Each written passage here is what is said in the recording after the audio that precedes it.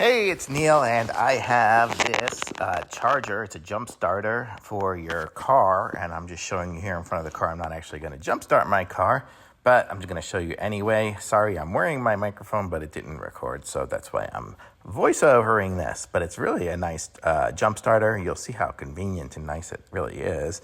But here you go. I'm opening up the box, and you see inside the box there is a nice container for it, so it makes it super easy to carry around with you wherever you go.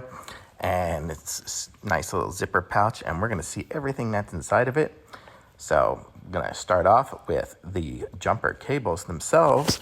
They are here, and they're just super easy. And it's got a little plug on the side of it, and the plug will plug into the battery. And then this is the charging wire, so you can charge the battery with it. It goes just USB-A to USB-C, so you can just charge it overnight somewhere.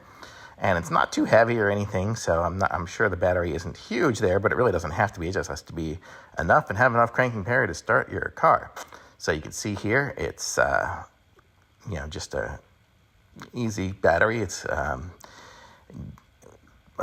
there, and there's the little pouch for it, the little port for it there. So you just plug it in and you're ready to go. So the way you're going to do it is you'll hook up one side to the positive of your battery, and then the other side you're going to put just on a ground, so just onto some metal part on the car. And then you should be able to start your car within a couple of minutes. It will just give it a little bit of charge and the boost you need to go. So this is super nice and convenient. It even has a flashlight on it, and I found out you gotta, I think it was you hold down the power button to turn the flashlight on. And then also on the side of it, it's got a couple of power ports. It's got one that's a 5, just whatever, a little bit faster than the other one, but they're both USB-A ports. And that USB-C port on the other side is not for charging out, it's for charging in. So that's how you'll power it up and do it.